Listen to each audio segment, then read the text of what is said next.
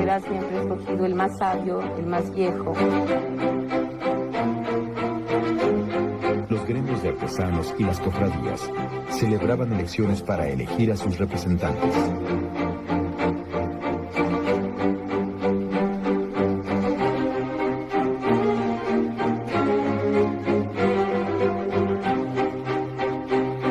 Ya sabíamos antes de la elección quién iba a ganar la elección.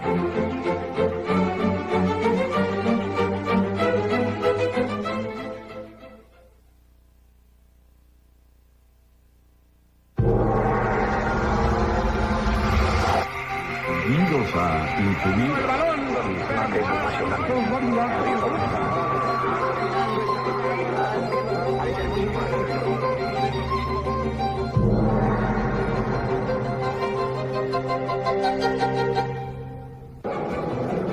En el siglo XV, el actual Valle de México estaba gobernado por la Triple Alianza de los reinos de México Tenochtitlan, Texcoco y Tlacopan. La Triple Alianza conquistó numerosos pueblos, pero se limitó a exigirles tributos sin imponerles su forma de gobierno. Esto no era un Estado en el sentido que nosotros lo entendemos, tampoco buscaba una imposición política real, buscaba una extracción económica puramente tributaria, y mientras no causaran problemas a la alianza, no se rebelaran y no dejaran de pagar su contribución, ellos no intervenían ni trataban de gobernar, de hecho, a los pueblos. Las fuentes hablan mucho de que se respetaban las autoridades locales tradicionales. A la cabeza de cada uno de los reinos de la Triple Alianza se encontraba un Tlatoani, es decir, el que habla, el que manda.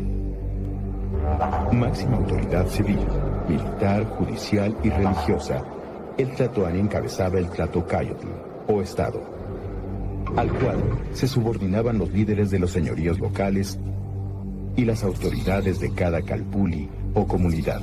La relación social entre estas gentes que formaban una comunidad estaba basada en relaciones de parentesco y de buena voluntad, o sea, era un grupo que se sentía ligado por un pasado común y sobre todo por intereses comunes, porque además tenían en propiedad comunal la tierra como unidad, y por lo tanto también las decisiones dentro del calpulli siempre tendían a buscar el bien de todos. Entonces, lo que las fuentes recalcan mucho ahorita, por ejemplo, de que el jefe del calpulli, al que llamaban el pariente mayor, o el calpuleque, era electo de manera democrática entre todos los miembros, y se menciona mucho que era siempre escogido el más sabio, el más viejo, el que pudiera ver mejor por los intereses de la comunidad y representarlos frente al exterior. Sin embargo, también en las fuentes se cuelan algunas menciones en las cuales se ve que ya para el momento de la llegada de los españoles había algunos calpulli en los cuales una familia o un linaje de estos parientes relacionados o emparentados que vivían en la comunidad monopolizaba ya el cargo de calpuleque y lo heredaba en un solo linaje. Cada uno de los reinos de la Triple Alianza elegía a su Tlatoani, pero la decisión tomada por los principales señores y familias tenía que ser ratificada por las cabezas de los reinos aliados. Sin embargo, ciertas crónicas dejan ver que en vísperas de la conquista española, la intervención del reino más poderoso, México Tenochtitlan, se había tornado decisiva en la elección de los tlatoanis de Texcoco y Tlacopan. Hasta antes de ese momento, la elección del tlatoani quedaba en manos, o al menos tomaba en cuenta la opinión general de los líderes de los calpulli, de todos estos jefes de comunidades integradas en el Estado azteca. Y a partir de las reformas de mediados del siglo XV, de 1430 a 1470, esto cambia radicalmente y realmente se convierte en una oligarquía política. En estas reformas, uno de los elementos claves fue que la decisión de quién debería suceder al tlatoani muerto quedó en manos de un consejo de 4 grandes príncipes seleccionados entre lo mejor de la nobleza azteca. En todos los casos registrados, el tlatoani había sido antes un cargo de dirigente del ejército, Tlacatecat, que siempre había ocupado ese cargo como entrenamiento, había entrado al consejo de los 4 y después es electo tlatoani. Entonces, si sabemos que el Tlacatecat era nombrado por designación por el Tlatoani anterior, de alguna manera nombrarlo Tlacatecat, jefe de los ejércitos, estratega de los ejércitos, tenía una carga importantísima para que después el Consejo de los Cuatro, si es que realmente funcionó el Consejo de los Cuatro, eligiera a ese individuo como sucesor del Tlatoani. A principios del siglo XVI, Moctezuma I reformó la administración imperial y para lograr un dominio más eficaz, comenzó a sustituir a las autoridades locales por importantes militares mexicas. La nueva política concitó gran descontento en buena parte de los pueblos sometidos al imperio, lo que explicaría su futura alianza con los conquistadores españoles para combatir a los mexicas.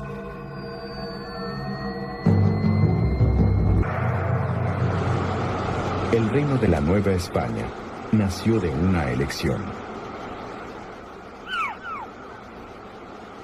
Habiéndose rebelado contra las órdenes del gobernador de Cuba, Diego de Velázquez, el conquistador Hernán Cortés fundó, a solicitud de sus hombres, el Cabildo de la Villa Rica de la Veracruz y designó alcaldes y regidores en nombre de los reyes de España.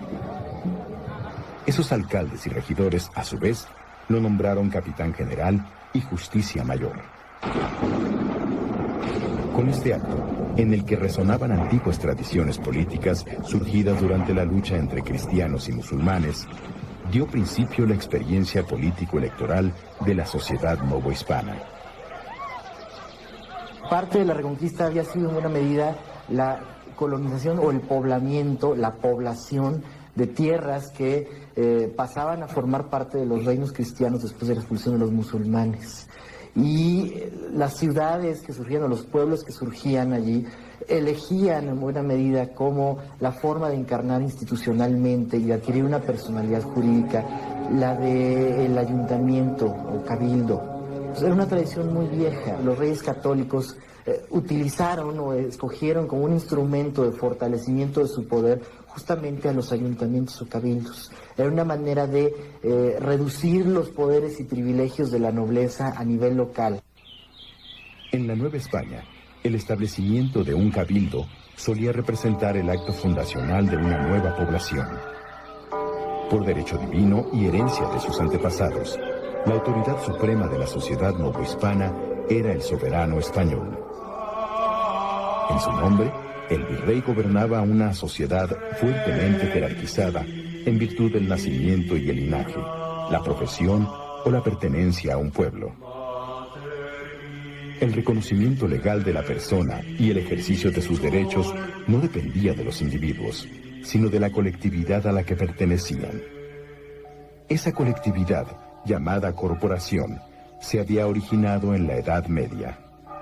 Las sociedades mesoamericanas eran sociedades muy complejas, sociedades de alta estratificación y jerarquización social. Entonces no fue difícil para ellos el establecer paralelismos entre los grupos de privilegio que existían en la península ibérica y los grupos de privilegio que efectivamente también existían en el México prehispánico. Por eso no fue difícil que los pili de la sociedad mexica, por decir el ejemplo más claro, se convirtieran en nobles, ¿no?, en indios nobles o caciques, para utilizar el término específicamente americano. Los indios estaban sujetos a un régimen legal separado del resto de la población. El Cabildo Indígena o República de Indios, originalmente a cargo de los antiguos nobles de cada lugar. Cuando los nobles se extinguieron, se instituyó la elección de gobernadores. El derecho a votar estaba restringido a los llamados vocales, quienes equivalían al 15% de la población y eran sucesores de los antiguos jefes de barrios. Una vez electos, los gobernadores recibían la vara de mando, antiguo símbolo medieval. Las elecciones en las repúblicas de indios continuaron durante los siglos XVII y XVIII, pero la autoridad de sus gobernadores fue disminuyendo hasta volverse meramente simbólica. Efectivamente, había unos comicios, aunque distaban mucho, por supuesto, de ser una democracia directa, una democracia universal, entendiendo que lo que se trataba era de facilitar, ¿no?, el paso de una situación a otra, del señorío mexica al señorío de la corona, sin trastocar demasiado las jerarquías existentes. En estas nuevas formas de organización se mantenían instancias de privilegio, y quienes votaban eran los representantes comunitarios, no la generalidad del pueblo, los que se llamaban los más ancianos o los más experimentados, que eran quienes generalmente participaban en la elección de las autoridades que podríamos llamar municipales indígenas después de la conquista. La elección del cabildo también se efectuaba en las poblaciones habitadas por peninsulares y criollos. En el de la Ciudad de México, los alcaldes y los regidores eran nombrados directamente por el rey. En el resto de las localidades de la Nueva España, cada fin de año los regidores presentaban al virrey o al corregidor una lista de vecinos honorables, de preferencia nobles, casados y alfabetizados, entre los cuales se escogía a los 2 alcaldes ordinarios. Los miembros de una corporación tenían en común una identidad étnica, profesional o económica, así como normas, valores y creencias que les permitían enfrentar los conflictos internos, la protección y el cuidado de los miembros, y la exclusión de los otros. A través de la corporación, los individuos negociaban sus intereses ante la autoridad y entraban en contacto con el resto de la sociedad. Como los cabildos, cada año, las órdenes religiosas, los consulados de comerciantes, los gremios de artesanos y las cofradías celebraban elecciones para elegir a sus representantes. Esas elecciones también estaban restringidas a una élite y a veces desembocaban en conflictos. Son comicios que se dan al interior de una corporación, es decir, son iguales que designan a uno de ellos para que los rija, para que administre justicia y para que les represente. Entonces, la idea es siempre ser gobernados por alguien de su mismo grupo, de su misma clase, de la misma corporación, ¿no? Es el sentido de las elecciones, por ejemplo, en el Consulado de Comerciantes de la Ciudad de México. La idea era que nadie podría representar mejor los intereses de los comerciantes que un comerciante. Durante 3 siglos, el corporativismo permitió la renovación de uno de los cimientos del orden político virreinal y la continuidad de instituciones representativas a través de procesos electorales. El espíritu corporativo, si bien con muchos cambios, se reprodujo en el México independiente.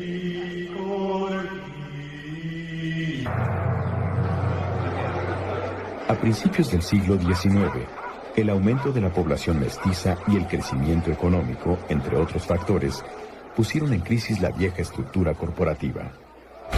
Un nuevo orden político apareció inesperadamente con la intervención napoleónica en España y el encarcelamiento del rey español en 1808.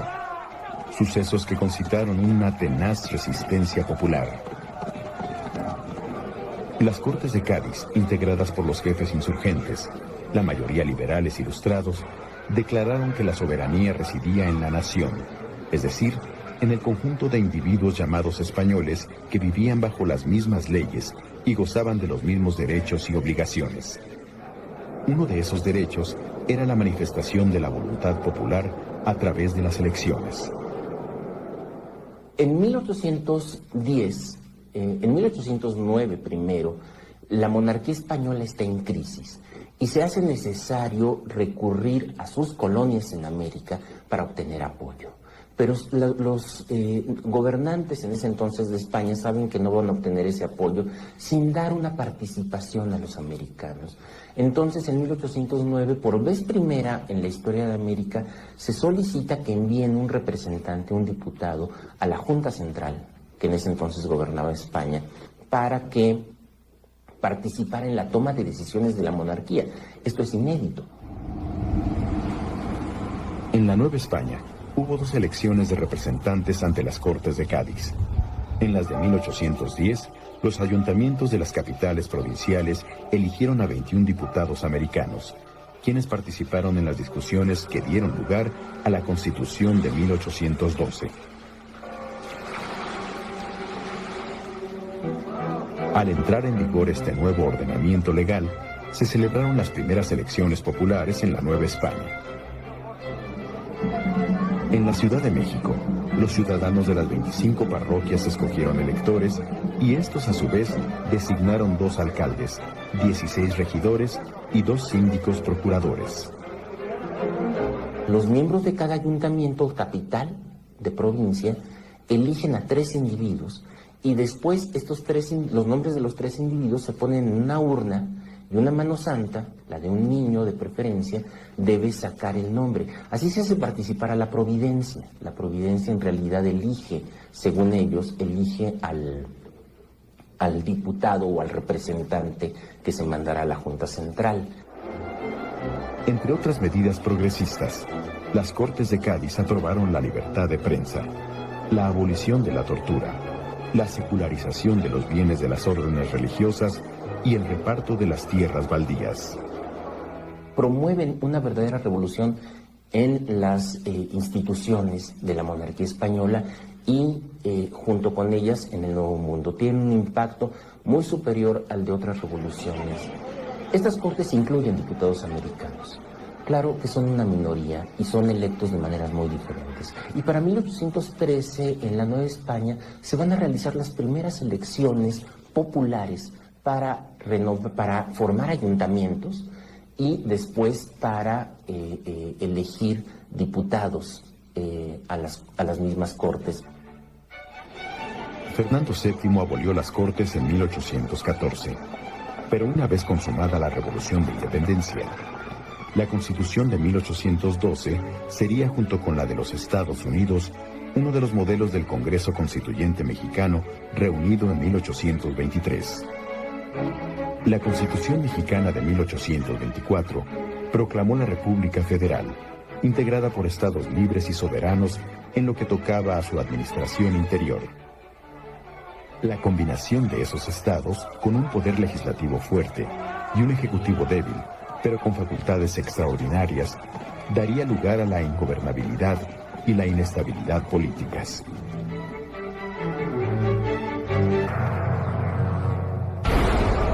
Hasta el segundo tercio del siglo XIX, México fue un país convulsionado por cuartelazos, una costosa guerra civil y 2 invasiones extranjeras.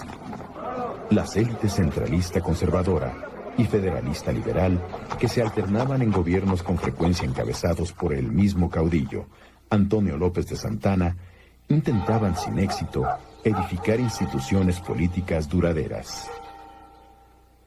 En esos tiempos la nación mexicana era básicamente rural, con una población ampliamente dispersa por todo el territorio nacional, que debe recordarse que era más amplio que el actual, sobre todo hacia el norte.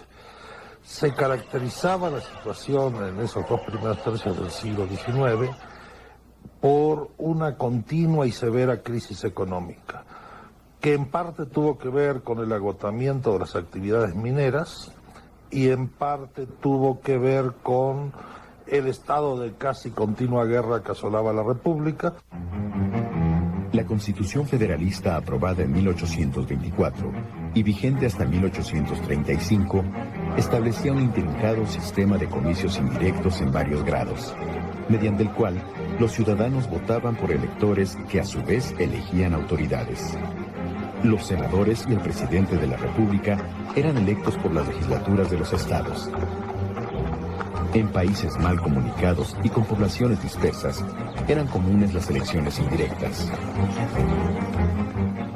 La idea que subyacía detrás de todo esto es que México, como país federal, iba a tener un presidente elegido por las legislaturas de los estados que integraban la República. Esas legislaturas se llamaban soberanías y a veces se siguen llamando todavía de esta manera. Entonces, en ese periodo, el ciudadano no intervenía en forma directa ni siquiera indirecta. El ciudadano había tenido su papel para elegir la legislatura del Estado, pero luego esta era la que contribuía a la elección del presidente. Por eso es raro encontrar los presidentes elegidos en 1824, 1828, fueron elegidos por 11 votos, 14 votos. Son votos de legislaturas, en aquella época había 19 estados. Después de la guerra con los Estados Unidos entre 1846 y 1848, que desembocó en la traumática pérdida de la mitad del territorio nacional, se intensificó la pugna entre las dos grandes fuerzas políticas del país. Un bando liberal que quería modernizar la sociedad, introducir sistemas representativos, aunque no necesariamente democráticos, de gobierno, y que buscaba inspirarse en el ejemplo estadounidense como una nación vecina y exitosa en aquel momento. El otro bando era el conservador, que quería una sociedad más bien agraria, más bien cerrada a intercambios y contactos con el exterior, y que seguía como modelo el modelo de España, de la cual México se había independizado, pero que se veía todavía como una nación poderosa y que daba ejemplos que imitar. La Constitución Liberal de 1857 proclamó a México como una república representativa y popular y simplificó el sistema de elecciones indirectas. Ya con la Constitución de 1857, la elección del presidente de la República, vale la pena mencionar también la del presidente de la Suprema Corte de Justicia y también la elección de los magistrados de la Suprema Corte, estaba sometida al voto popular indirecto, en un solo grado. Los ciudadanos acudían a sus secciones, elegían los 2 electores que ya hemos mencionado, estos se reunían en juntas de distrito y las juntas de distrito se pronunciaban por alguno de los candidatos. Se computaban los votos de todas las juntas de distrito y así se elegía el presidente de la República. Según la ley, la responsabilidad de convocar a elecciones correspondía a los gobernadores, los prefectos y otras autoridades locales. Quienes ocupaban estos cargos podían influir de modo considerable en el resultado de la elección. Finalmente, era el gobernador, prefecto, subprefecto, el que debía convalidar los resultados de lo que ellos habían hecho. Con lo cual, el gobernador, prefecto, subprefecto, que había dado el puntapié inicial, daba el pitazo final de este proceso electoral. Él era el que decía que todo se había hecho bien, o si se había hecho mal, lo podía anular. Entonces, la ley le daba a este tipo de autoridades locales grandes poderes en el asunto electoral. La Constitución de 1857, que había expropiado los bienes del clero y de las comunidades indígenas y no decretaba la exclusividad de la Iglesia Católica, sublevó a la jerarquía eclesiástica y originó la guerra entre liberales y conservadores. Ante la defección del presidente Ignacio Comonfort en 1958, Benito Juárez, titular de la Suprema Corte, ocupó la presidencia de la República. Tras el triunfo de los liberales en 1861, Juárez fue elegido presidente y, como tal, encabezó la lucha contra la intervención francesa y el imperio. A pesar de la oposición en las propias filas liberales, Juárez se reeligió en 1864 y de nuevo en 1867, una vez consumada la victoria sobre el imperio. En 61 gana y gana bien, en 67 también gana bien porque, bueno, se le reconoce haber sido, bueno, si no el ejecutor, el gran coordinador de la campaña republicana. La gran pregunta es si tenía los legítimos títulos para mantenerse en el poder en 67, esos títulos no los tenía en 71, ¿no? Entonces, como cualquier político, se va desgastando porque tiene que, que mediar con los famosos intereses locales e intereses regionales. Durante los gobiernos de la República restaurada, se aplicó la Constitución de 1857 y las élites liberales, moderada y radical, enfrentadas entre sí, ejercieron sin obstáculos las libertades de prensa, civil y política. El presidente Juárez falleció en Palacio Nacional en 1872 y fue sucedido por Sebastián Lerdo de Tejada. Y cómo esa Constitución se convierte de ser un texto que realmente no se aplica, a convertirse en un símbolo y posteriormente las dificultades de llevarla a la práctica en plenitud, que es a lo que se van a enfrentar Juárez, Sebastián Lerdo, Porfirio Díaz, Manuel González y luego el extenso porfiriato en conciliar entre la realidad política y lo que establece la Constitución. Debido a los constantes pronunciamientos y cuartelazos, durante más de una tercera parte de la República restaurada estuvieron suspendidas las garantías individuales y la mayoría de los ciudadanos no ejercieron sus derechos. Porfirio Díaz, que había sido derrotado como candidato presidencial en 1867 y en 1871, se levantó en armas en 1875, exigiendo la no reelección. Derrocó al gobierno de Lerdo. Llegó por primera vez al poder en 1877 y después de reposar 4 años, se reeligió una y otra vez hasta 1910. Díaz suprimió gran parte de las libertades defendidas por Juárez y Lerdo, pero pacificó al país y logró el progreso económico ansiado por los liberales. Reconciliado con la Iglesia y reconocido por el gobierno de los Estados Unidos, Díaz impulsó la educación media superior, saneó las finanzas públicas y preservó las formas del gobierno republicano y democrático. ¿Qué vamos a hacer en el plano de las relaciones internacionales? ¿Cuál va a ser la relación entre el Ejecutivo y los poderes locales? Nosotros no podemos comprender cómo se maneja el Ejecutivo y el Legislativo en el Porfiriato si no sabemos exactamente cómo es ese proceso que se inicia con Juárez y Lerdo en 67. Y entonces, recordemos nosotros que quienes definen las elecciones presidenciales son los estados, porque son elecciones indirectas. Entonces, lo que importa muchísimo, y eso se ve en los escritos de Juárez como en los escritos de Lerdo, es que para contar con esa suma de poder debemos, de alguna manera, darle a esos poderes locales un poco de poder, pero al mismo tiempo que su poder dependa de nosotros. Entonces, los jefes políticos, los gobernadores, los diputados, etcétera, etcétera, van a deber su poder al poder que les da el centro. Díaz redujo el poder del ejército mediante una fuerza militar paralela, los rurales, y previno los sobresaltos electorales negociando sus resultados con los gobernadores y jefes políticos regionales.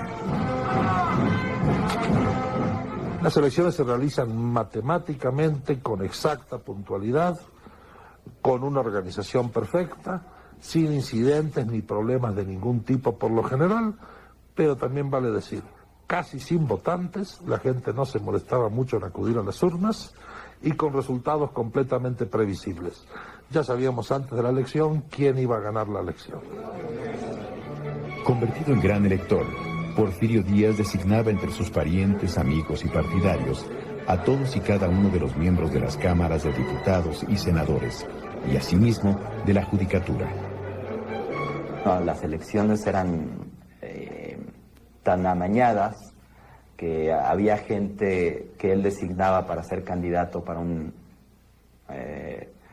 puesto en el Senado y ni siquiera había nacido en esa entidad o ni siquiera la conocía incluso. Entonces, ahí uno puede darse cuenta de que eran puestos que eran prebendas políticas para ciertos grupos de poder y eran puestos que Díaz otorgaba para tener un equilibrio que a él le parecía muy importante para mantenerse en el poder. Los municipios eran la institución política más antigua del país. Porfirio Díaz los subordinó a los gobernadores, prefectos y subprefectos.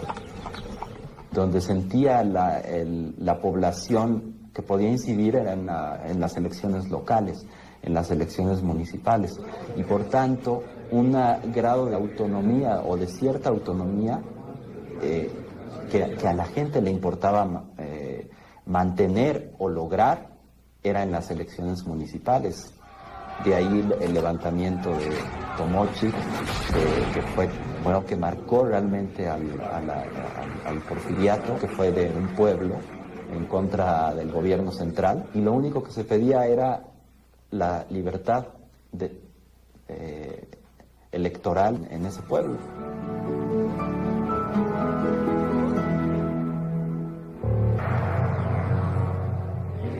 Los ciudadanos votaban, pero en la práctica no elegían.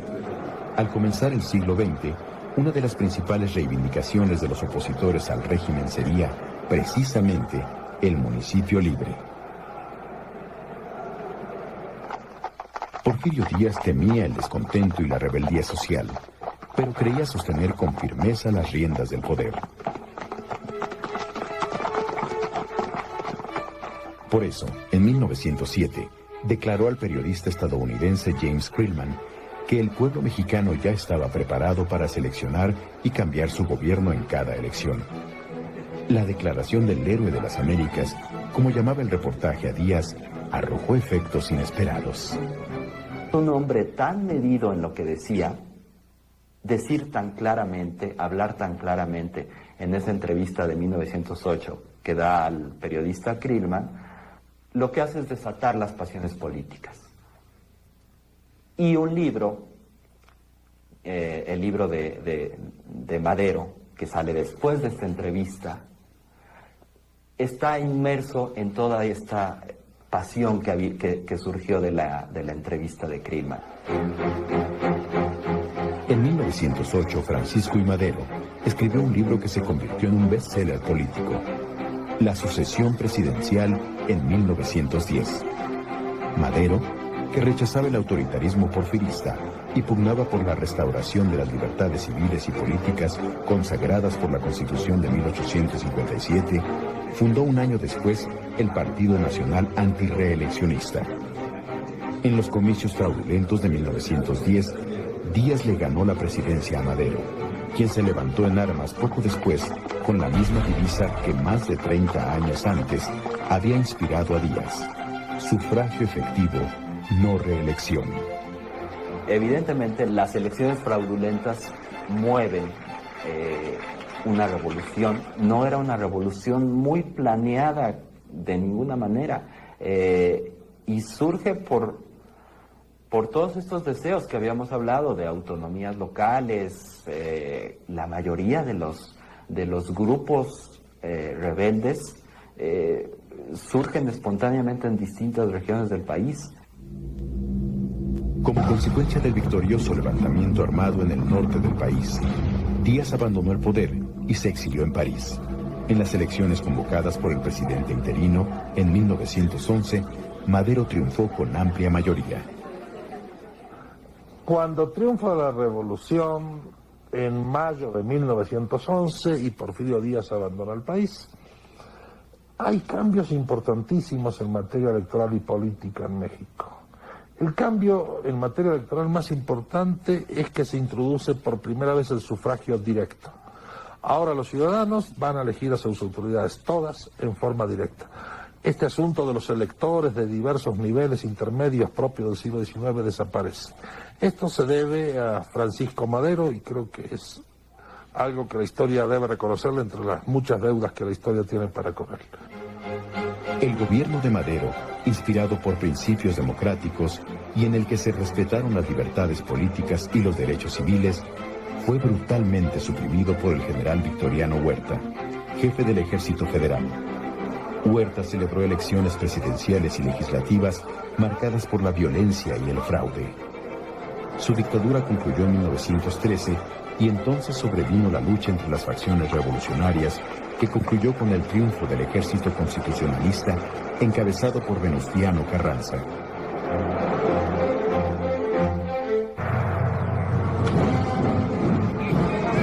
Venustiano Carranza convocó a elecciones para el Congreso Constituyente. Los diputados electos se reunieron en la ciudad de Querétaro a fines de 1916 y avalaron la propuesta carrancista de facultar a los ciudadanos a elegir a sus representantes y gobernantes en comicios directos, excepto en el Distrito Federal, donde el gobernador sería nombrado por el presidente de la República. La organización de las elecciones se convierte prácticamente en algo muy fácil cuando los jefes militares, Pablo González, Álvaro Obregón, principalmente llegan a un acuerdo de apoyar a Venustiano Carranza para las elecciones de 1917. Entonces, en ese contexto, son unas elecciones en las cuales Carranza llega con una gran fuerza por el apoyo militar, pero también llega con una gran fuerza por ser el líder, la cabeza de este movimiento que se había opuesto a Victoriano Huerta. Elegido presidente el 11 de marzo de 1917, Carranza y sus colaboradores organizaron elecciones para los gobiernos estatales, las senadurías, diputaciones federales y locales y los municipios de todo el país. La tradición electoral de México era pobre y los partidos políticos improvisados. Desde 1917 en adelante y hasta 1929, también hay una multitud de partidos políticos, de muy diversos signos, partidos locales, algunos partidos de alcance nacional, pequeños grupos, grandes grupos, y esto indica, a mi forma de ver, que no había todavía una cristalización o consolidación de las aspiraciones políticas de la población. Usted, yo, rápidamente nos convertíamos en líder de un partido político con 5 amigos. Y no necesariamente representábamos lo que la población quería. Las disputas entre Carranza y el grupo de revolucionarios sonorenses, liderados por Álvaro Obregón, desembocaron en el asesinato de Carranza en 1919. Luego del gobierno interino de Adolfo de la Huerta, la presidencia fue ocupada por Álvaro Obregón, primero, y por Plutarco Elías Calles después. Las sangrientas luchas intestinas de los revolucionarios, uno de cuyos síntomas fue la multiplicación de los partidos políticos, reveló que el nuevo régimen carecía de mecanismos para resolver con eficacia la sucesión presidencial. Entonces, los partidos regionales, el Portes Gil en Tamaulipas, Carrillo Puerto en Yucatán, Garrido Canaval en Tabasco, comienzan a fomentar estas ligas de obreras, ligas campesinas, que son formas corporativistas del poder y formas corporativistas para apoyar a estos personajes que buscaban la gubernatura del Estado. Esto se convierte en una mecánica del poder, esta organización corporativista, que en muchos sentidos lo va a retomar el poder central. La unión de estos partidos regionales para hacer un gran partido revolucionario, que era la idea fundamental, y un partido revolucionario que se consolide en el poder y que, por su carácter de revolucionario, sienta, o cuando menos lo diga en el discurso político, que son los verdaderos representantes de las luchas obreras, campesinas, y que son los verdaderos representantes de la lucha democrática y de los mayores anhelos que tiene el pueblo de México. Al sentirse así, o decirlo así, pues se convierten en el partido hegemónico en el poder, se convierten en el partido indispensable. De la misma manera en la que Porfirio Díaz se había sentido indispensable. En 1928, e incluso decenios después, aún eran visibles las huellas del pasado mesoamericano, colonial y decimonónico, en la vida política y social del país. A nivel formal al menos, efectivamente la organización corporativa fue exterminada o llevada a su decadencia por los embates del liberalismo, las leyes de reforma, ¿no? La idea de una sociedad ya no formada por corporaciones, sino por individuos. Lo cierto es que la concepción corporativa de representación y de ejercicio del poder permaneció. En México valoramos más la unanimidad que la simple mayoría. Cuando una ley se consigue sacar por unanimidad, todos salen muy contentos diciendo que se alcanzó el consenso. Eso también es una práctica colonial. Es una práctica que tiene su origen precisamente en esta búsqueda de la unanimidad, en este evitar las fracturas que se tenía tan valorado en una sociedad corporativa y holística como la del antiguo régimen, y que se supondría que el orden liberal debía evitar. El orden liberal era de individuos en los cuales la mitad más uno podían tomar una decisión, siempre y cuando se protegieran los derechos de los que habían perdido. Primero, en México siempre han habido elecciones de la fundación de la antigua Ciudad de México Tenochtitlan, con muy diversas modalidades. En segundo lugar, que dentro de esas diversas modalidades siempre se buscaba la legitimidad política basada en la consulta a la ciudadanía, aunque a veces estará viciada o muy indirecta o muy tergiversada. En tercer lugar, que que el pueblo, los ciudadanos, en más de una ocasión durante toda esa larga historia, sí tuvieron verdadera oportunidad de expresar sus preferencias políticas y elegir a sus gobernantes. En el marco de dos civilizaciones y diversos regímenes políticos, en nuestro territorio se han celebrado comicios para nombrar autoridades. La mayor parte de esos procesos no fueron democráticos y con frecuencia convalidaron decisiones de las élites del poder. Sin embargo, buscaron la legitimación de las autoridades y representaron un aprendizaje para los pueblos y comunidades donde con el tiempo aparecerían los primeros ciudadanos.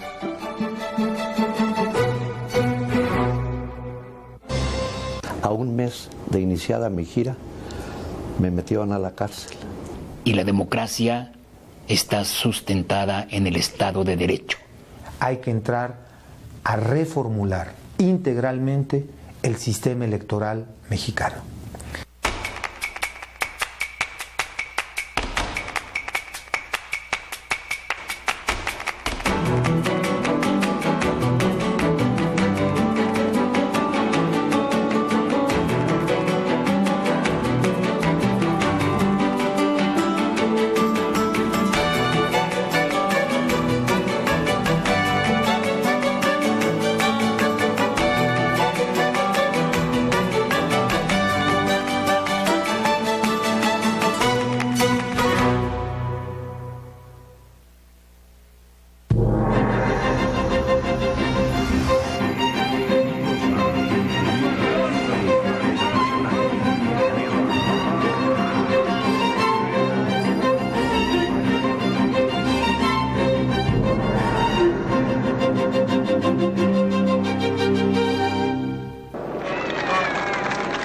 Los generales sonorenses Álvaro Obregón y Plutarco Elías Calles dominaron sucesivamente la política nacional entre 1920 y 1934. Desde 1911 habían brotado partidos a lo largo y ancho del país. En los años 20, unos eran alentados por el presidente de la República, otros por dirigentes sindicales y la mayoría por los caudillos de los estados. En 1928, Álvaro Obregón buscó repetir en la presidencia y fue asesinado por José de León Toral, inhibiendo así la tentación reeleccionista de futuros gobernantes. Elevado a la condición de jefe máximo, Plutarco Elías Calles, preocupado por las divisiones entre los grupos revolucionarios, los juntó en una organización llamada a perdurar, el Partido Nacional Revolucionario. Representó la posibilidad de aglutinar a todas las fuerzas revolucionarias, encuadrarse bajo mismos conceptos, bajo mismas normas, procedimientos para tomar decisiones, para seleccionar candidatos y sobre todo para resolver la sucesión presidencial sin violencia de por medio. Surge un partido monopólico, precisamente para dar organización a todas las fuerzas movilizadas y establecer algo que no es fácil, que es un sistema político centralizado y al mismo tiempo que dé cabida a una gran cantidad de grupos sociales para que participen ordenadamente en la vida política. En el Partido Nacional Revolucionario y sus descendientes, el Partido de la Revolución Mexicana y el Partido Revolucionario Institucional, coexistieron dos grandes tendencias ideológicas. Una inclinada al progreso económico regido por el Estado, pero sin excluir a la empresa privada, y la otra, partidaria de la propiedad colectiva y la justicia social tutelada por el Estado. Pese a diferencias que darían lugar a políticas económicas contrastantes, ambas tendencias eran autoritarias. El Estado que rendía culto a Benito Juárez conservaba rasgos del virreinato y el porfiriato. Era un sistema piramidal, jerárquico, corporativo y patrimonialista, en cuyo vértice el presidente, una especie de monarca sexenal, distribuía cargos, otorgaba concesiones y contratos, repartía tierras y en general actuaba durante su periodo como si el país le perteneciera. El Estado mexicano también recuperó otro aparato colonial, las corporaciones. El presidente Lázaro Cárdenas, que transformó el Partido Nacional Revolucionario en Partido de la Revolución Mexicana, organizó en grandes aparatos a los obreros, los campesinos y otros sectores. Los líderes de las nuevas corporaciones, sin tratos entre sí, acordaban directamente con el presidente y, según las circunstancias, obedecían con fidelidad las políticas de desarrollo que un sexenio antes habían combatido. De tal manera que se pasaron de posiciones bastante radicales de izquierda, casi rayanas en el marxismo, como las de Lázaro Cárdenas, a adecuarse después a un modelo de sustitución de importaciones con mayor participación de los empresarios. Esta flexibilidad se debe precisamente a que este partido, el Partido Revolucionario Institucional, fue más un partido pragmático que uno ideológico y por lo tanto dogmático. Aunque el Estado garantizaba formalmente las libertades cívicas y las garantías individuales consagradas por la Constitución de 1917, en los hechos prefería la intervención estatal a la iniciativa individual. Coartaba en diverso grado la libertad política, y en particular el derecho que en 1910 había proclamado un genuino demócrata, Francisco I. Madero, el sufragio efectivo.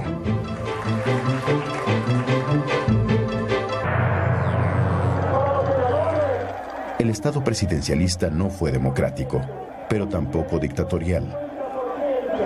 No impuso una ideología ni burocratizó la sociedad. Respetó el mercado y toleró cierta libertad de prensa que aumentó con los años.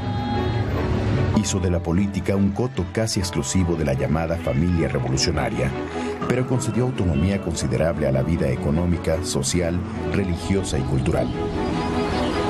El Estado presidencialista negoció acuerdos recíprocamente favorables con los empresarios y la Iglesia. Absorbió o reprimió a los opositores y entre 1946 y 1970 fue un eficaz agente del desarrollo económico. El PRI hace al México del siglo XX.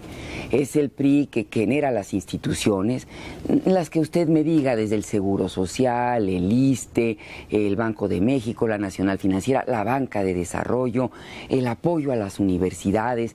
Es el PRI el que hace las carreteras, los puentes, las presas.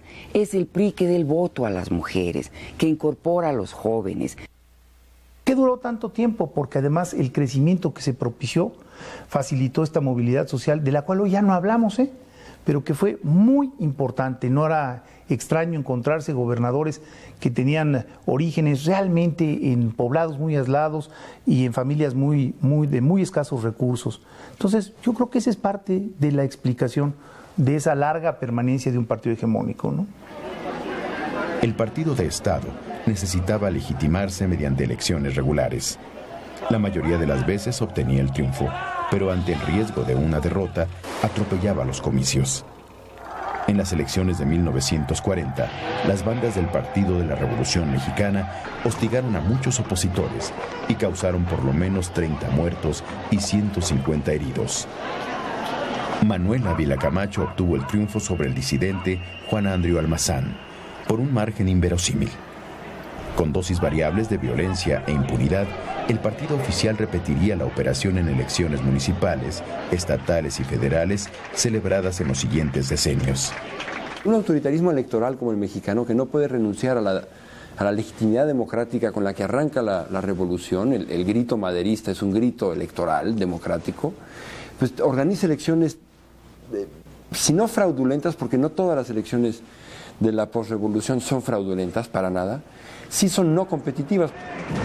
Inspirado en dos movimientos democráticos vinculados entre sí, el maderismo y el vasconcelismo, profesionistas católicos de clase media, encabezados por el abogado y exfuncionario Manuel Gómez Morín, fundaron el Partido Acción Nacional, PAN, en 1939.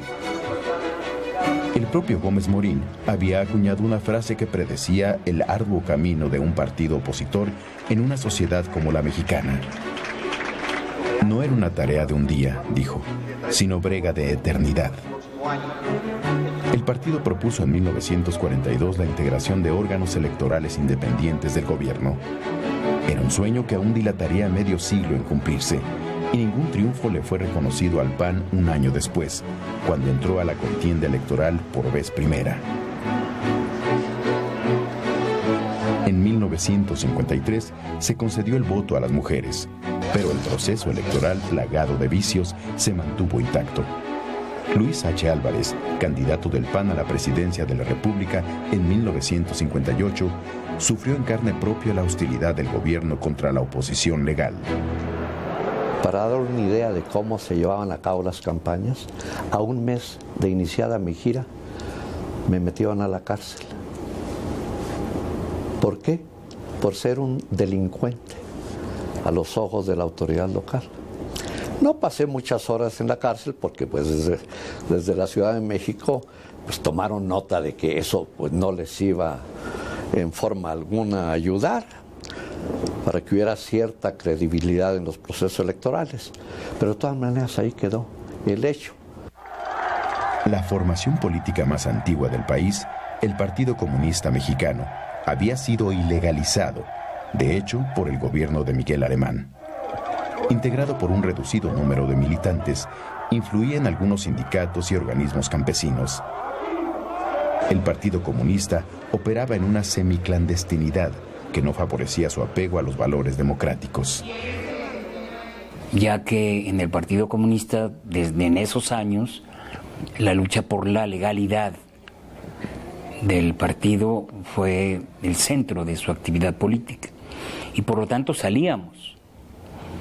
Pero periódicamente se venían sucesos que desataban una represión, una pinta en la calle era razón de cárcel, una distribución de volantes de propaganda sencilla era motivo de cárcel.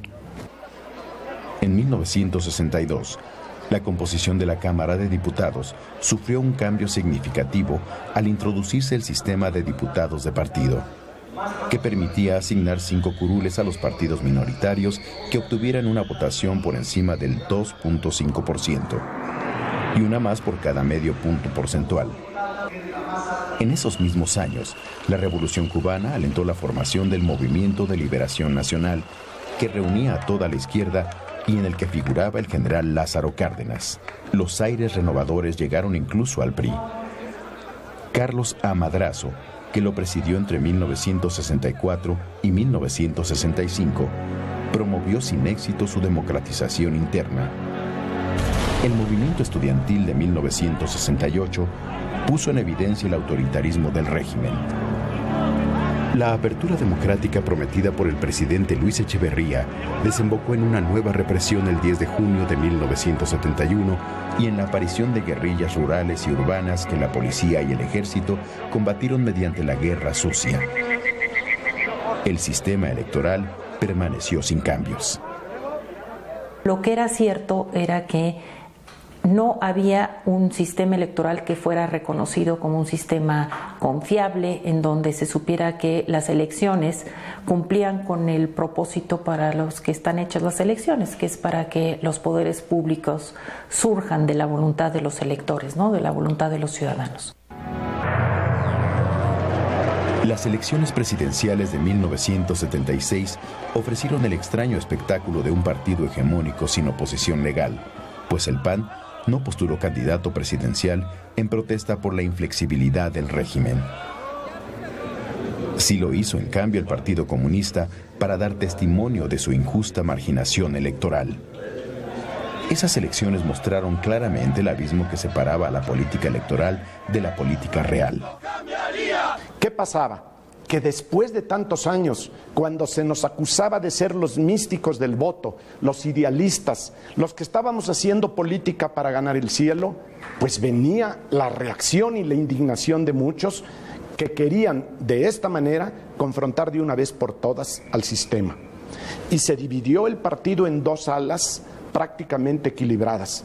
Aquellos que creían que éticamente no era lícito ya participar en lo que quedaba siendo, entre comillas, una farsa, y los que creíamos que a pesar de todo, lo único que podía sacarnos adelante fue la participación.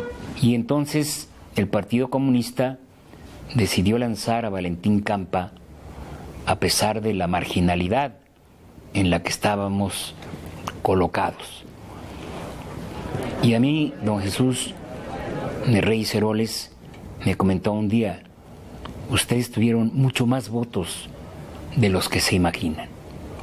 son una fuerza que hay que tomar en cuenta sin duda alguna. El gobierno comprendió la necesidad de impulsar reformas que permitieran un juego más democrático y la inclusión de nuevas fuerzas.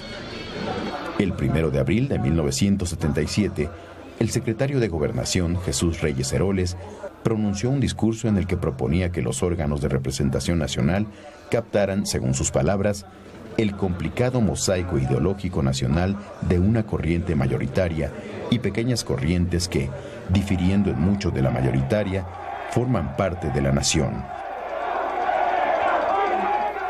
Reyes Heroles fue un gran lector de los liberales del siglo XIX y después fue un gran lector de los liberales del siglo XX.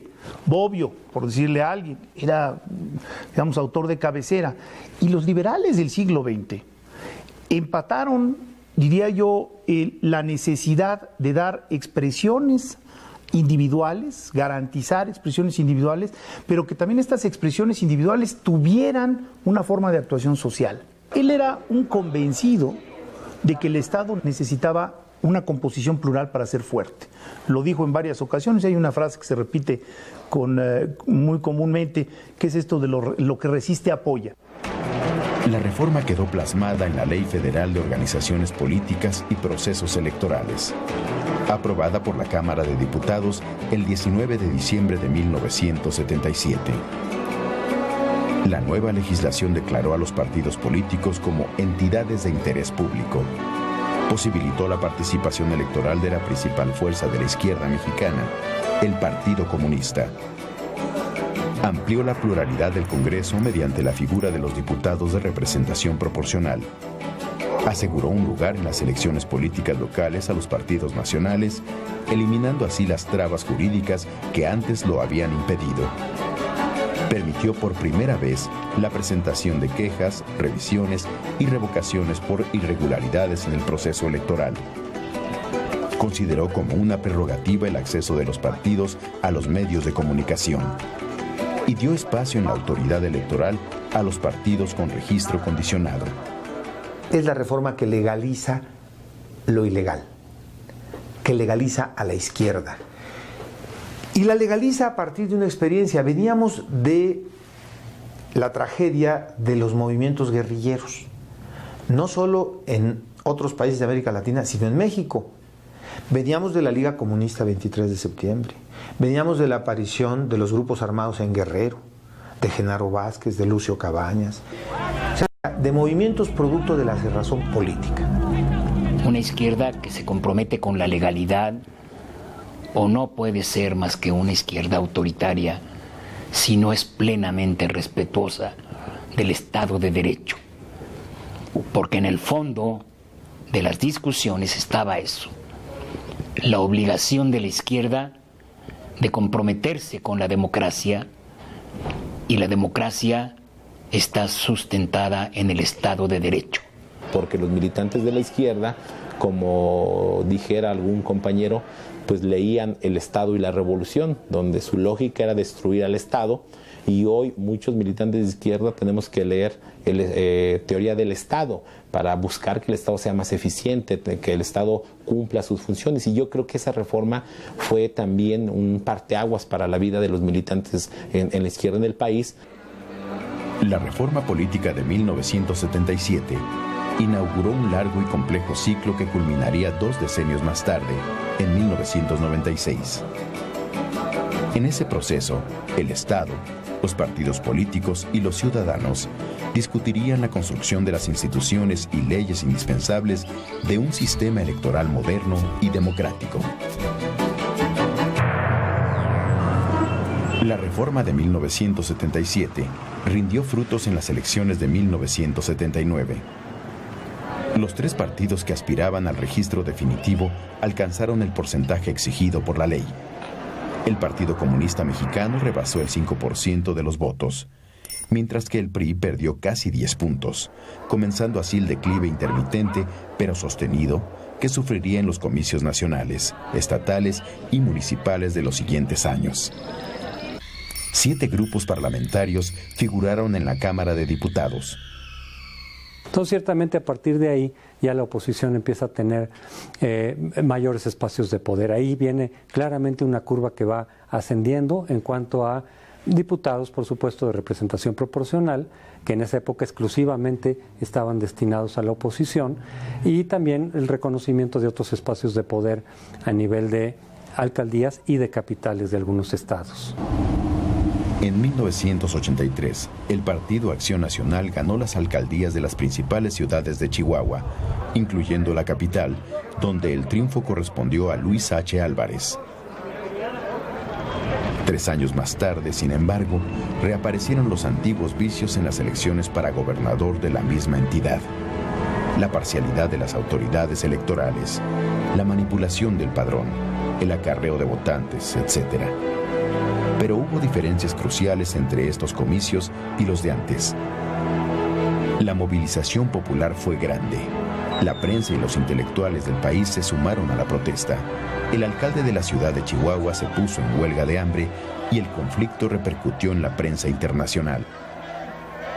Entonces, ya para terminar mi gestión, yo sentí que el sistema estaba dispuesto a continuar y particularmente detener el avance de la oposición allá. Y entonces por eso pedí licencia y participé en una huelga de hambre que se prolongó por 42 días y que sí, creo yo, tuvo un efecto significativo en la conducta observada por otras fuerzas políticas. En la reforma electoral de 1986, por primera vez, los partidos políticos jugaron un papel central.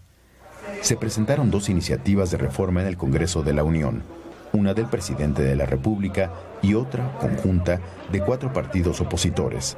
El PRI, que contaba con mayoría legislativa, aprobó la iniciativa presidencial.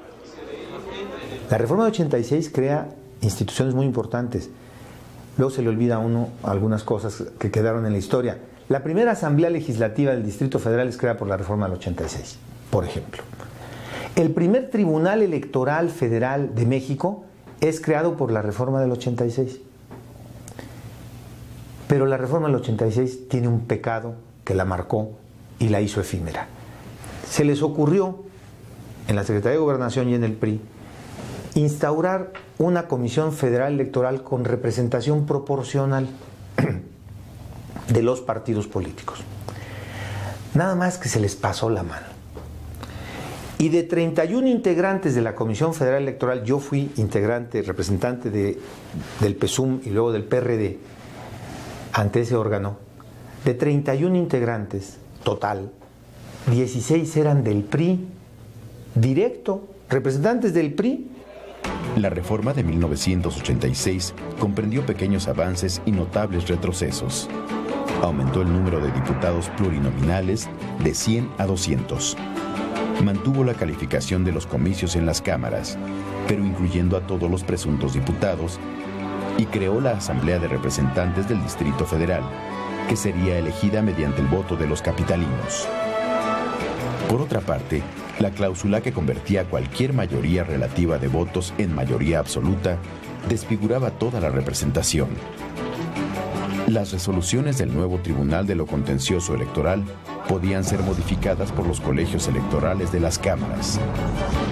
Se suprimió el registro condicionado para nuevas agrupaciones políticas y, en fin, la Comisión Federal Electoral, si bien incorporó a representantes de los partidos opositores, siguió encabezada por el secretario de Gobernación y conservó una aplastante mayoría oficial.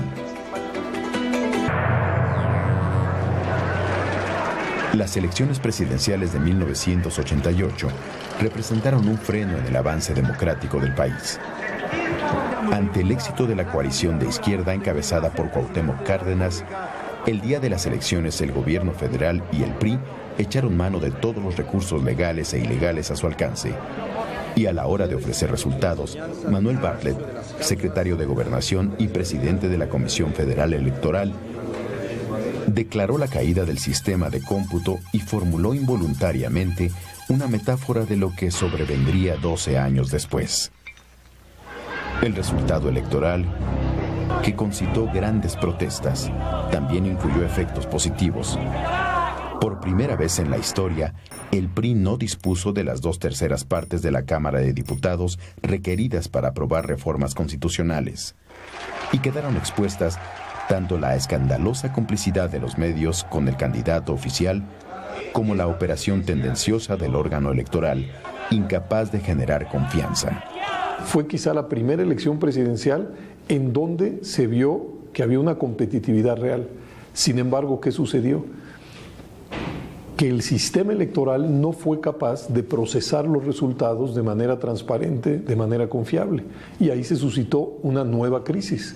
Una crisis que era paradójica, mostraba las potencialidades del voto, pero ilustraba que ni las normas ni las instituciones estaban capacitadas para asimilar el juego limpio. Yo creo que la transición democrática propiamente empieza en 1988, cuando incluso el PRI, por primera vez en su historia, no solamente se cinde y enfrenta de manera muy grave y enfrenta un problema electoral mayúsculo. La elección evidentemente fue fraudulenta, aunque no sabemos quién ganó, porque por definición en una elección fraudulenta no sabes quién gana, sino que por primera vez el PRI no obtiene el 66% de la Cámara de Diputados.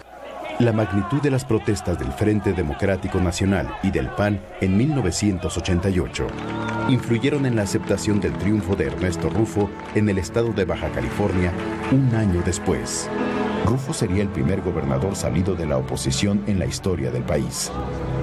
La incapacidad del PRI para reformar por sí solo la Constitución lo obligó a negociar con el PAN varias reformas, entre ellas la electoral de 1990. Pero la negociación no fue fácil.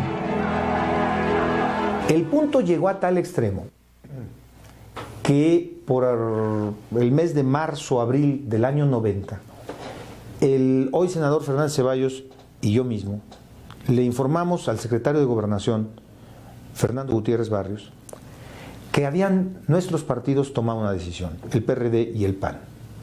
Si no había un nuevo órgano electoral y una ley electoral para las elecciones del 91, ninguno de los dos partidos participaría en procesos electorales. Y dejaríamos que el PRI jugara solo. Lo primero era la participación de los ciudadanos. Como consecuencia de ellos, liberar a los órganos, como te he dicho, electorales, de toda decisión gubernamental que afectara su credibilidad. Y desde luego, una importantísima, sin la cual todo estaba perdido, la apertura de los medios de comunicación. Sin eso, era el fracaso. El PRD se negó a avalar la nueva reforma. El PAN, que la pactó con el PRI, influyó de modo considerable en su contenido. El nuevo ordenamiento, llamado Código Federal de Instituciones y Procedimientos Electorales, creó el Instituto Federal Electoral como autoridad responsable de organizar los comicios federales.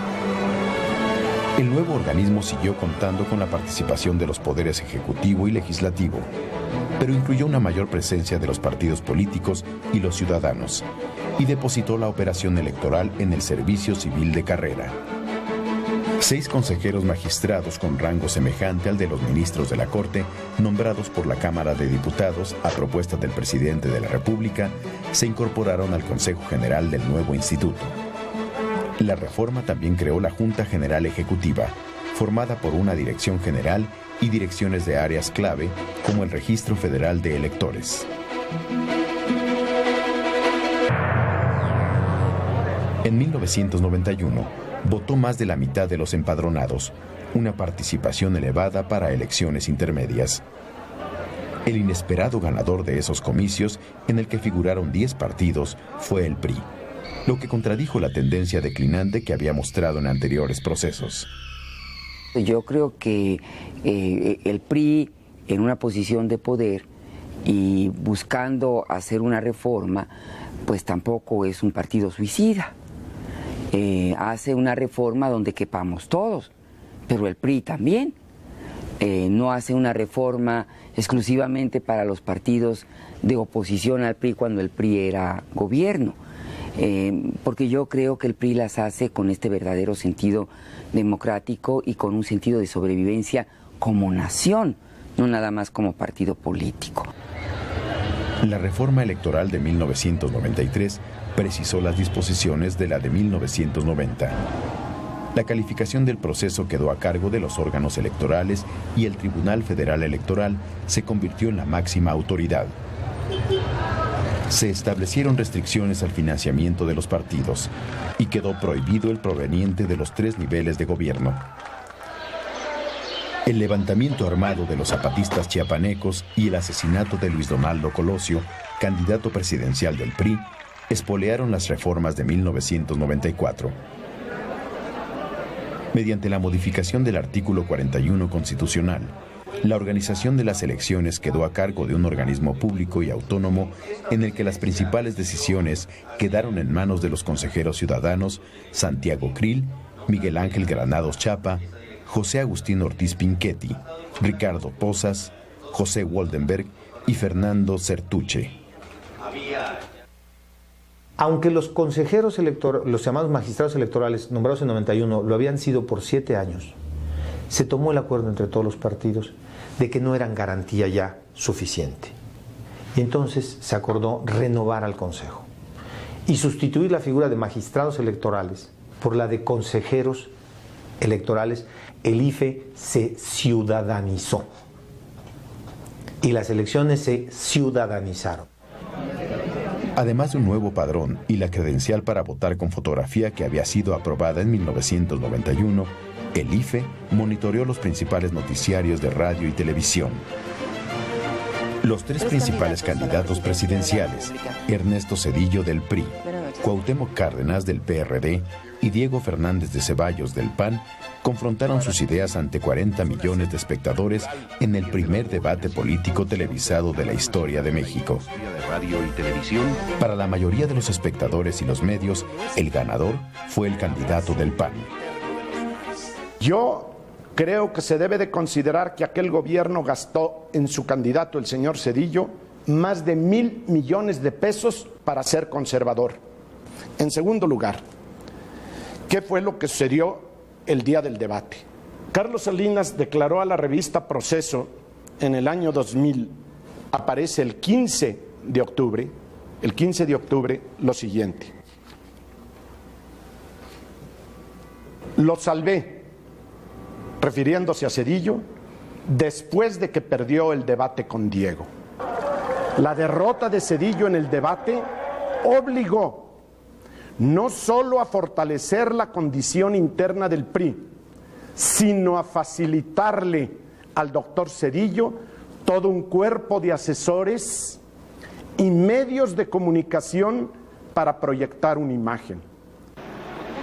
Más de 35 millones de ciudadanos, casi el 80% de los empadronados, acudieron a votar en 1994 en una jornada sin incidentes mayores, rechazando así los amagos de violencia. El PRI ganó la presidencia de la República con poco más del 50% de los votos, pero perdió 11 puntos en relación con las elecciones de 1991, mientras que tanto el PAN como el PRD aumentaron 8 puntos.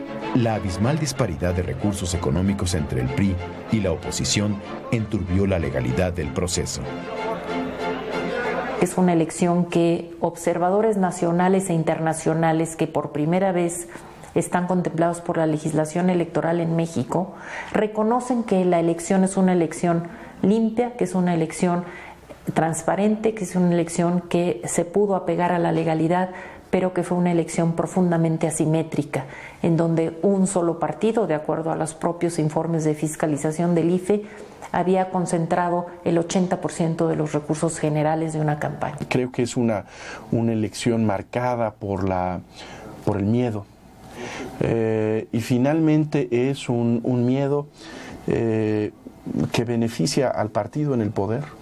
En otras ocasiones en que el miedo se aposenta en la sociedad, suele ser ese el efecto, un efecto conservador, un efecto de proteger lo que se tiene y de no animarse a un salto, que puede sentirse un salto a la aventura, algo desconocido. Las pláticas entre el presidente Zedillo y los legisladores, el Acuerdo Político Nacional de 1995, numerosos foros y discusiones académicas, la propuesta de agenda para una nueva reforma de los consejeros electorales y el acuerdo del PRD y el PAN, vertido en un documento, desembocaron en la reforma culminante de 1996. Aunque el dictamen legislativo fue aprobado solo por los 282 votos de los diputados del PRI, la nueva ley contenía sustanciales modificaciones compartidas por todos los partidos. Se trató de una reforma electoral que en su primer momento fue aprobada por todos los partidos políticos, pero sobre todo que desahogó una agenda muy amplia, muy amplia. En aquella reforma en 96 se modificaron los órganos y procedimientos electorales, se modificaron las condiciones de la competencia, se creó el Tribunal Electoral del Poder Judicial de la Federación, se modificaron las fórmulas de integración de la Cámara de Senadores y de Diputados y se creó la nueva fórmula de gobierno del Distrito Federal, permitiendo que el jefe de gobierno, los jefes delegacionales fueran electos y que la Asamblea entonces de Representantes se convirtiera en Asamblea Legislativa. La reforma de 1996 concedió la autonomía total de los órganos electorales en relación con el gobierno. El derecho a voto en el Consejo General del IFE quedó reservado a su presidente y sus 8 consejeros, elegidos en la Cámara de Diputados con el consenso de los partidos políticos. El Tribunal Electoral, integrado por magistrados propuestos por la Suprema Corte de Justicia y aprobados por la Cámara de Senadores, adquirió facultades legales de última instancia y amplió su jurisdicción a todo el país.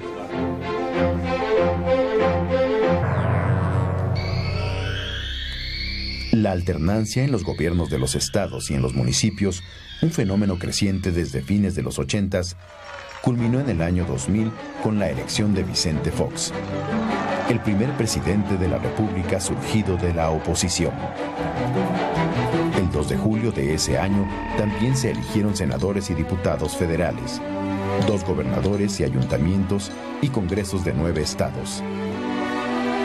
En la capital del país se eligió al segundo jefe de gobierno y a la Asamblea Legislativa y por primera vez a jefes delegacionales.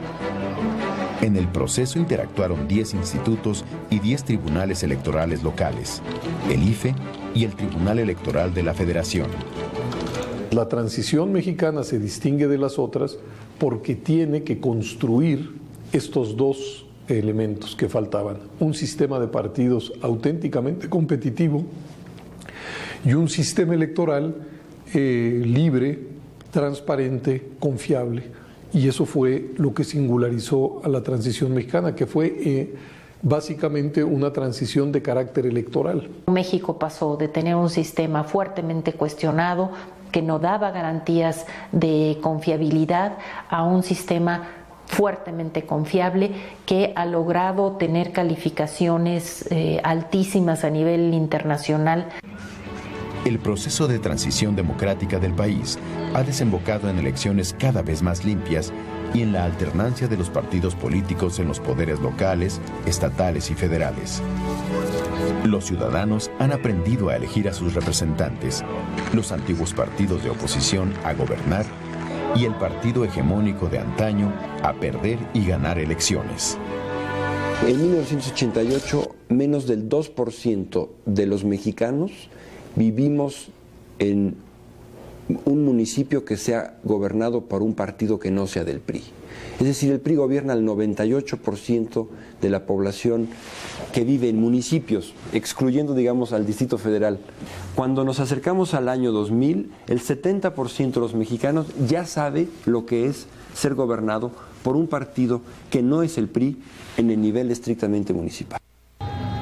A pesar de las conquistas logradas, 10 años después de la reforma de 1996, que culminó el ciclo iniciado en 1977, los partidos políticos, los investigadores y numerosos ciudadanos advierten la necesidad de nuevas reformas. Han surgido toda una serie de nuevos temas, como reglamentar las precampañas, como poner límites al gasto en medios de comunicación, que a veces parecen ofensivos, la cantidad de recursos que invierten los partidos en la compra de espacios en medios electrónicos de comunicación. Urge que la ley mexicana garantice que se fiscalicen los recursos públicos que le da el IFE a los partidos políticos. Es una demanda fundamental. Aclarar el origen del dinero de los partidos. Que las campañas solamente se pudieran desplegar en radio y televisión a través de los tiempos oficiales. Eso abatiría, sin duda alguna, el financiamiento a los partidos. También se podrían acortar el tiempo de campañas. El tiempo oficial que duran las campañas en México es el más grande comparado, ya no digamos contra Europa, sino contra otros países de América Latina. Hay otro aspecto que hay que corregir, que es el crecimiento desmedido de las instituciones electorales. Somos un caso único en el mundo. Ya normalizamos el sistema, ya podemos empezar a desmontar lo que fue en exceso, yo creo que sí. Yo creo que pasada la elección del 2006 hay que entrar a reformular integralmente el sistema electoral mexicano para mantener su confianza, su confiabilidad y disminuir su costo. Diversos estudios revelan que muchos ciudadanos mexicanos no creen en la ley ni en la obligación de respetarla. No pagan impuestos, pero exigen servicios. No son tolerantes y no se interesan en la vida pública. La cultura política democrática y el ánimo republicano no son favorecidos por la desigualdad social, los bajos índices educativos, la inseguridad y la corrupción. Hay un problema básico y general en este país que es la desigualdad. Desigualdad que no solo es económica, es desigualdad en, digamos, en la capacidad de ejercer los derechos elementales. Desde derechos de libertad hasta derechos políticos, hasta derechos sociales. Esto hace que este país esté gobernado por hombres y no por leyes. Por hombres y mujeres fuertes que tienen la capacidad de otorgar o no discrecionalmente, no derechos, sino privilegios. 76% de la población dice que solo hay que obedecer a aquellas normas con las cuales uno esté de acuerdo. Cuando uno no está dispuesto a aceptar la norma, cuando uno sale a decir, bueno, si la norma es contraria a mi concepto de justicia, entonces no la voy a acatar, pues ahí estamos retratando digamos, los cimientos de un Estado muy débil. Los mexicanos no necesitamos ser troquelados todos iguales para que la nación sea fuerte. Perdón, los puede haber protestantes, evangélicos, católicos, guadalupanos o no guadalupanos, pero el basamento debe ser la convicción del respeto interpersonal, del respeto a la norma, 4 o 5 amarres, no más, y después la diversidad. En México lo hemos hecho al revés, hemos exigido la exteriorización del nacionalismo y nos hemos ocupado muy poco de que el ciudadano vele realmente por los intereses de su nación. Ha habido un avance notable. O sea, hemos pasado de un sistema verdaderamente humillante de partido único, prácticamente único, servil, despótico, indigno para los mexicanos, a un sistema con muchos defectos, con mucho clientelismo, con una prepotencia horrible de los medios de comunicación, con un Estado desvencijado, pero donde hay libertades. Hubo una gran revolución en México, aunque no se llamara así, cuando la gente entendió que el voto sí era secreto y que podía usarlo por lo menos para hacer un castigo simbólico de aquellos que creía que le habían hecho daño. Hoy los gobiernos, mal que bien, se tienen que preocupar por las elecciones. En ese sentido, bueno, hay que reconocer, como decía Bobbio en un ensayo viejo, que la democracia es un proceso de construcción de largo plazo. La democracia, escribió Octavio Paz, no puede resolver nuestros problemas. No es un remedio, sino un método para plantearlos y entre todos discutirlos. Además, y esto es lo esencial, la democracia liberará las energías de nuestro pueblo. El eminente poeta y ensayista tenía razón. La democracia no resuelve los grandes problemas sociales y económicos, pero permite debatirlos y clarificarlos para buscar acuerdos.